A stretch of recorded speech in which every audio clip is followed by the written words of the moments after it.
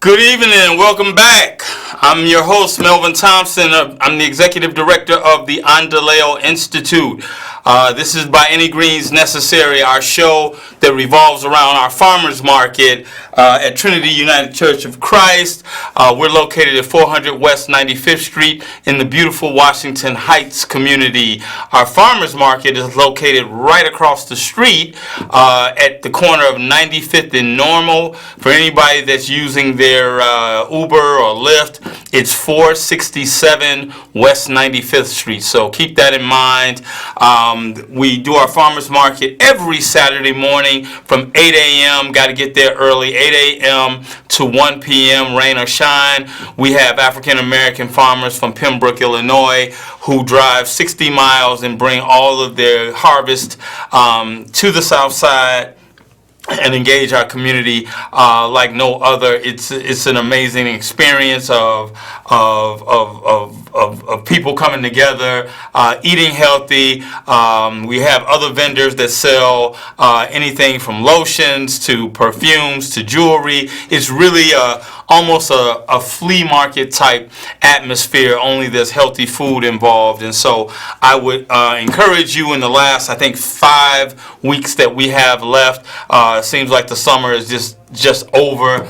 Everybody, all the kids are going back to school, and so we're starting to wrap up. But this is really the crux of when we get high numbers at our farmers market. I think there's a inherent sense of summer being over, so folks want to get out, and all of a sudden they've got time for it because there's so many things pulling them in so many different directions in the beginning of the summer.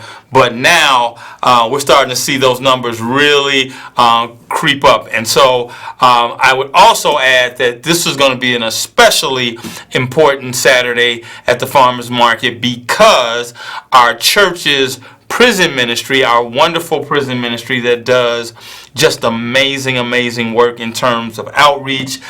They visit prisons. They take children down to women's prisons and allow families to be reunited. As far as just all over the state, and it's just amazing work. Well, this Saturday they're going to be doing their annual clothing giveaway. So they'll be giving away clothes totally free. This is something that folks line up. I believe it's going to start about 10 a.m.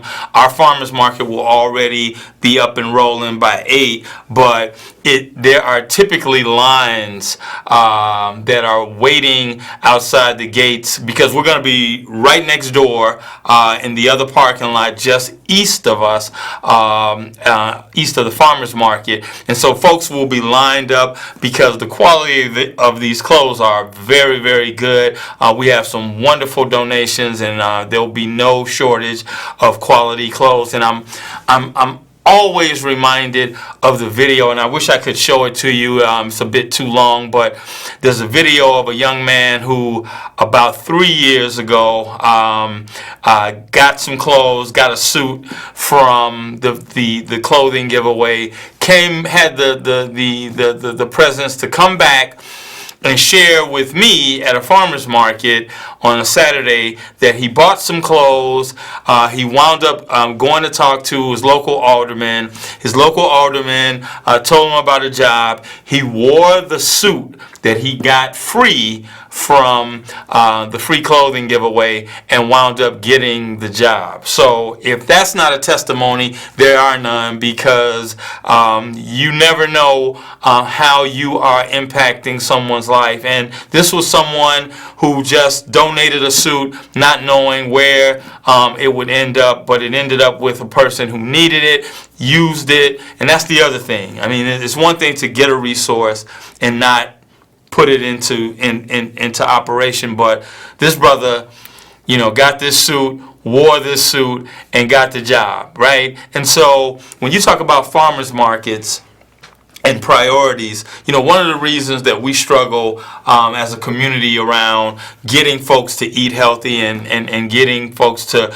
regularly patronize a farmers market is the fact that it can be costly. It can be costly, and if you're in a situation where you're trying to prioritize what's really important to you, like lights on, rent, gas in your car if you have one, clothing, health care.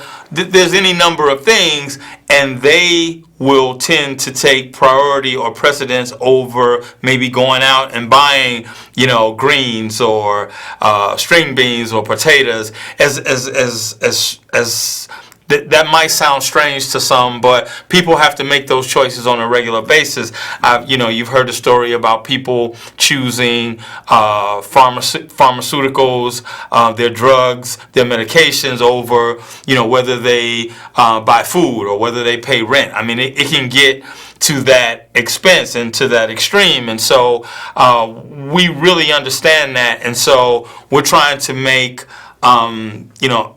access to healthy foods and all of these kind of things more accessible by giving you what we call double value coupons. And double value coupons are those coupons that you can get from us if you qualify, and for whatever amount that you spend, say you spend $10, we'll give you $10 worth of food. And there's typically a limit on that, but what we like to do is exceed those limits from time to time on a case-by-case basis. So if there's someone that wants to spend $25, $30, or even $40 on food, and really is in a position where they really could use the match, then we're going to make that happen, because we know how important it is, not just to eat healthy, but for improving health outcomes in that particular family. And hopefully what needs to happen is you see more fruits and vegetables in and around your house. The more you see them,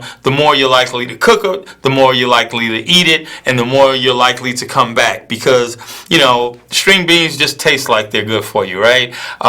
Potatoes and greens and tomatoes and all of those things, when prepared right, and we've got Chef Maria who comes on a regular basis to the farmers market and does these outstanding cooking demonstrations. Once you've seen that, then you'll see the inherent value of eating right and eating healthy, and you'll feel better because you know that this is something that's good for you. And if you start repeating this and make this a lifestyle, not a diet, but a lifestyle, then this will become a regular part of the preventative maintenance that you need to be healthier, to be able to go to work, like the brother who got the free clothes and now can afford to come and shop at the farmer's market. And I have seen him on numerous occasions, and now he understands, right? So I've got a job, and what do you get with a job? You get a paycheck. And what do you get on a paycheck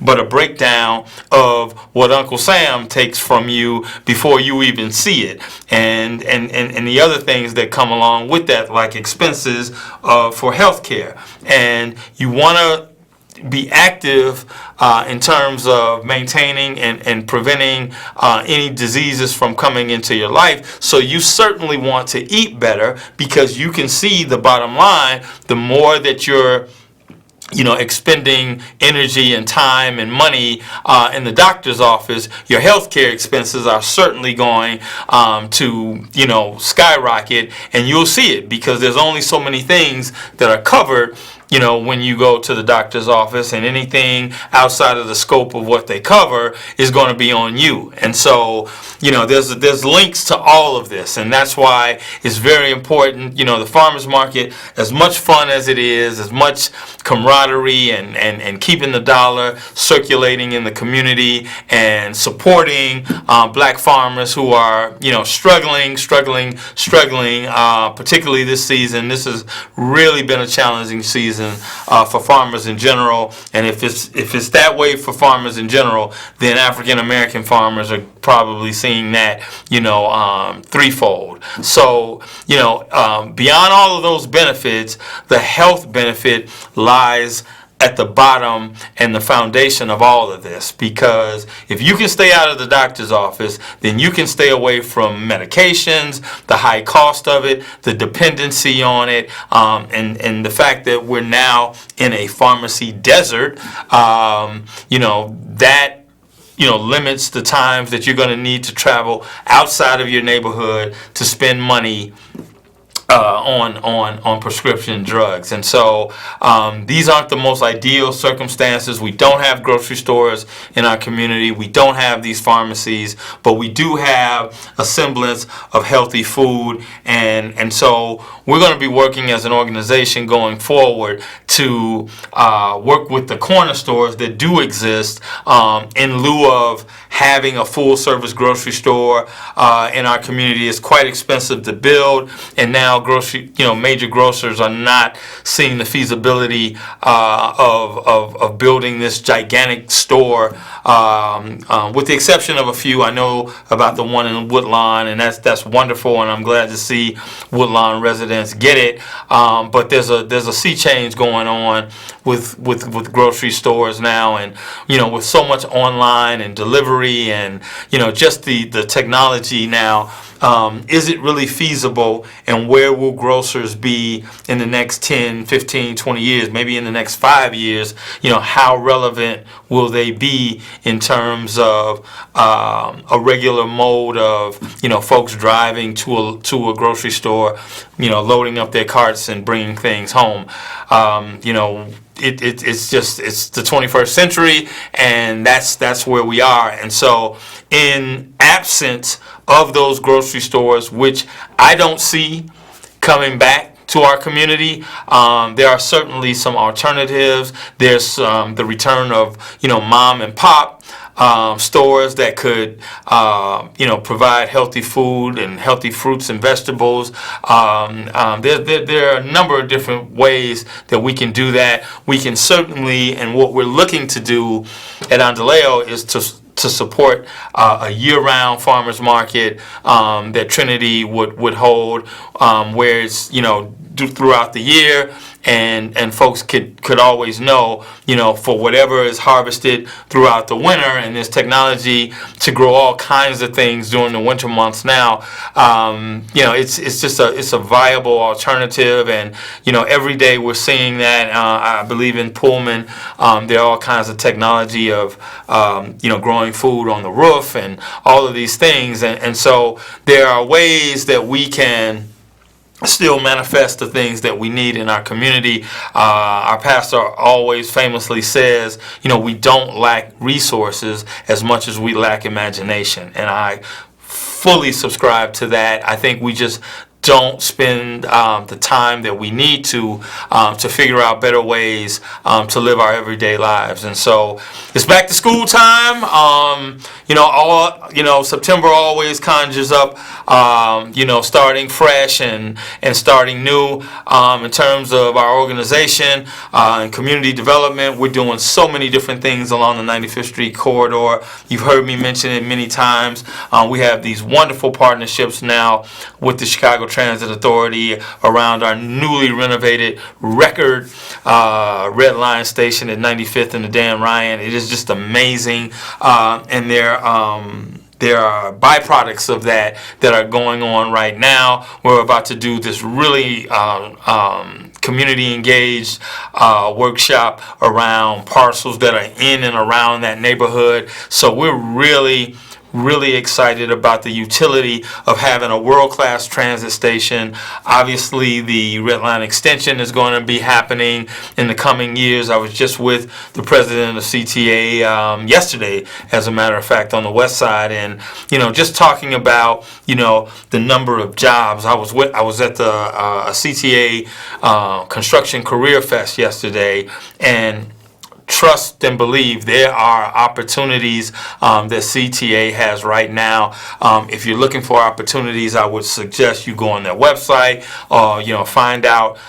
You can always call us at the Endeleo Institute, but we have a very strong and growing partnership, and so what we're going to do is make sure we leverage that relationship to put people in our community that otherwise would not have the opportunity or even the exposure to these ground level opportunities with the transit authority. And from what I saw yesterday, there were just about every category, from laborer to carpenter to construction, iron workers, laying track, just about everything you can think of, solar panel installations. It's just an amazing array of opportunities and 21st century opportunities that you may not think about when you think about transit. If you have any ideas, questions, or comments, you can always call us right here, right now at 312-738-1060. That's 312-738-1060. If you have a comment to anything that I've said thus far. But,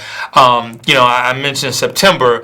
It's really, it just feels like that new beginning, that fresh start.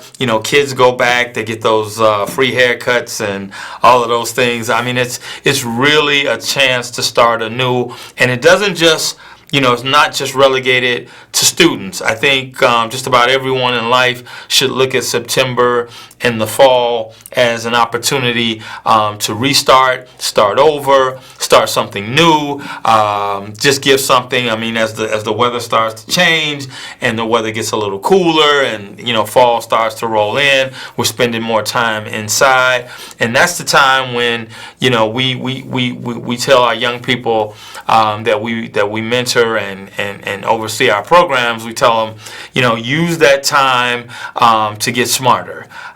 Use that downtime to learn more details about a particular subject, and not just electronically, but find a book that actually expounds on the subject that you want to learn about, because there's so much that you can learn in a book, because that book will have much more in it and things that you hadn't thought about that relate to the subject that you're looking for. And so it's just like going to our library and you hear us talking about Woodson all the time. It's the same thing. You can Google something and you're going to get exactly what you Googled back to you. But when you go to the library and you're looking for that same subject, if you're walking down the aisle in that library, not only are you going to see the subject that you were looking for, but something else might jump out and catch your eye that you never thought about, and may have no relation to the thing you were actually looking for, but just strikes your curiosity. And that's why I absolutely love the restoration of our Woodson Library, because it's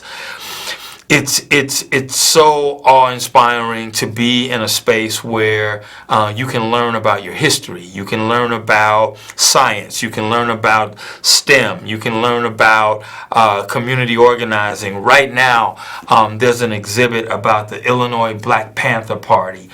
Just an amazing group. And I mean, they were the epitome of community activists.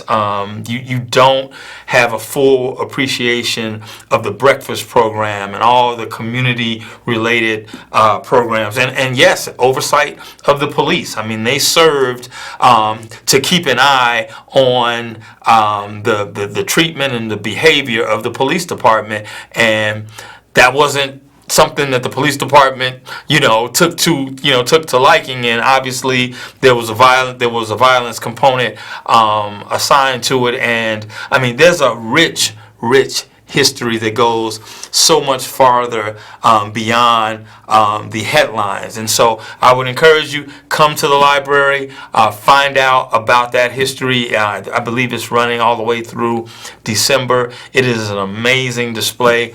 One of our partners at the Chicago Metropolitan Agency for Planning, better known as CMAP, they wrote our priority planning report back in 2016, which is our blueprint for the corridor work that we're doing on 95th Street. They do a program called Future Leaders in Planning, and that's for high school students from all over the country, not all over the country, but all over the city and state, who descend on CMAP's headquarters, and they go outside of their neighborhoods and visit other neighborhoods.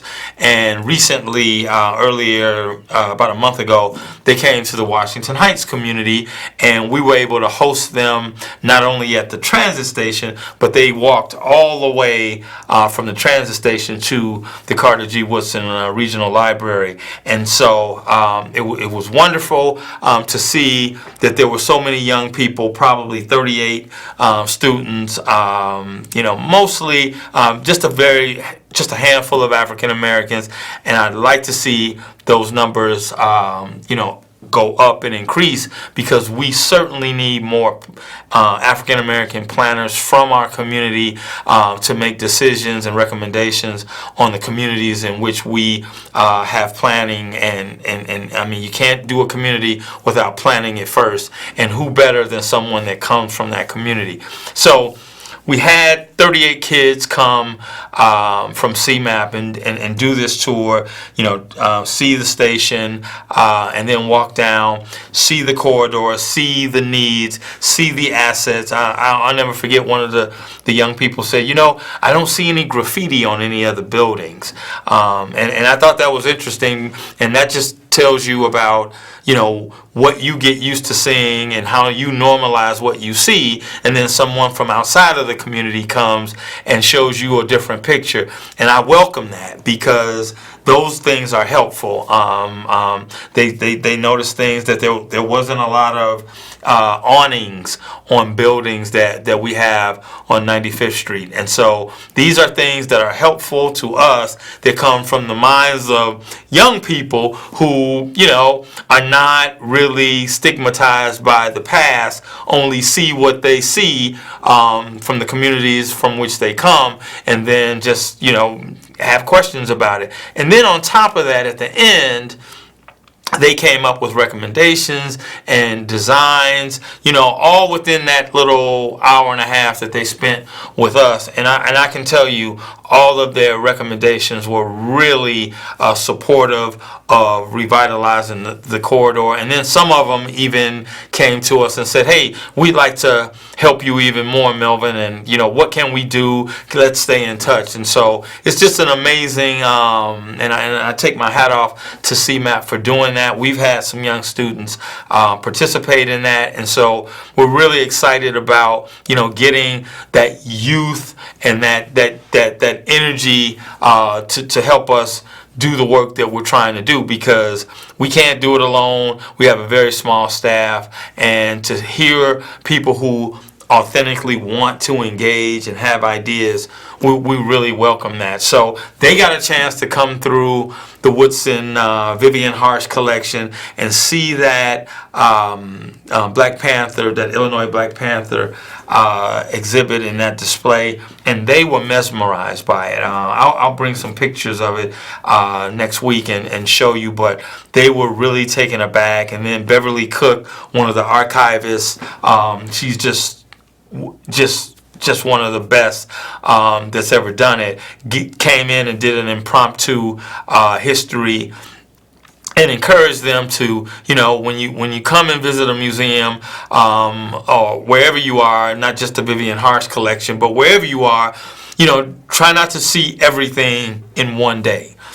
Just focus, come, and meditate on maybe just a couple of things, and then come back. I remember going to the African American History Museum in DC last year and just being overwhelmed, and certainly didn't have enough time in the 2 or 3 hours that we were there, and so I'll have to return. So that definitely, her advice resonated with me, because I didn't even get to go into the lower level where our history, the slave trade and all of those things that really earmarked our time in the United States.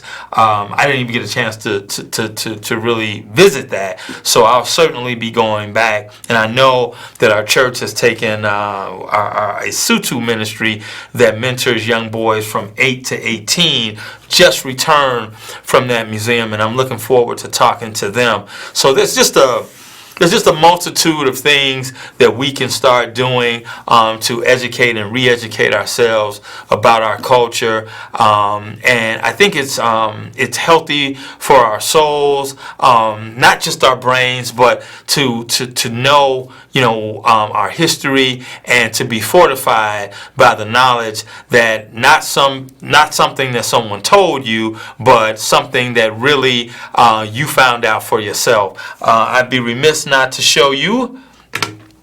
This is what's happening. It's our 10th anniversary. So in the couple of seconds I have left, make sure you come out.